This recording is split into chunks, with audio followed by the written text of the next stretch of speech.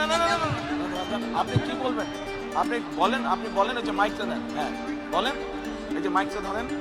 কি, ভাইয়া আপনি আপনাকে অনেক আমি ছোটকালে দেখছি, আচ্ছা আপনাদের যখন পেয়ারা গাছ ছিল কেয়ারফুল। আমি অনেক পেয়ারা চুরি করে খাইছি, আমাকে ক্ষমা করে দিবেন ভাইয়া। আচ্ছা ওটা কোনো আমি তো বিষয়। দুঃখ ভারাক্রান্ত মন নিয়ে একজন স্থানীয় মিরপুরবাসীকে বলতে শোনা যায় যে, ভাইয়া আমি এখানকার স্থানীয়, আপনারা যখন পেয়ারা গাছ লাগিয়েছিলেন আমি সেখানকার অনেক পেয়ারে চুরি করে খাইয়েছি, সেজন্য আমি আন্তরিকভাবে দুঃখিত এবং আমাকে ক্ষমার দৃষ্টিতে দেখবেন। এই কথা বলার পরপরই তারেক রহমান বলেন যে আচ্ছা ঠিক আছে, আমরা আপনাকে ক্ষমা করে দিয়েছি। পরবর্তী প্রসঙ্গে তিনি যখন কথা বলেন, সেখানকার এক স্থানীয় আওয়ামী লীগ নেতা তার অনেক জায়গা দখল করে নিয়েছিল বলে জানায়। যখন ছোট ছিলাম আমি এই জায়গার স্থানীয়, মিরপুরে আমার বাড়ি, আচ্ছা। আমি ভোটার, আচ্ছা আমার এই জায়গার স্থানীয় ভাই।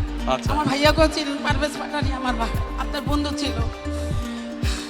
এত বছর পরে হয়তো যোগাযোগ নাই ভাই, আমি দুঃখের সহিত আপনাকে বলতে চাই আমরা অনেক অপেক্ষা করছি আপনাদের জন্য, কিন্তু আমি কখনো ফেজ হইনি, ভালোবাসছি।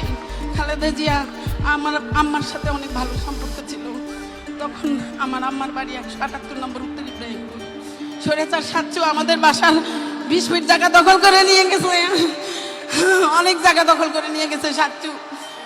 আমি এখন বলবো, বুক ফুলাই বলবো, কারণ সাচ্চু আমাদের প্রতিবেশী আওয়ামী লীগ ছিল, আমাদেরকে 17 বছর জ্বালায় মারছে, আমার ছোট ভাইকে জেলে নিছে, আমার মেজো ভাইকে জেলে নিছে।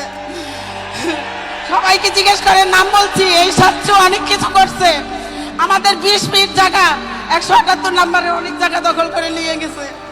এখন আবদার ভাইয়া যাদের সেখানকার আওয়ামী লীগ নেতা স্বৈরাচার সাচ্চুর বিরুদ্ধে কথা বলতে গিয়ে ওই মহিলা আমাদেরকে জানায় যে সে 70 থেকে 72 ফিট জায়গা দখল করে নিয়েছিল এবং তার বড় ভাই এবং মেজো ভাইকে জেলখানায় পর্যন্ত ঢুকিয়ে রেখেছিল।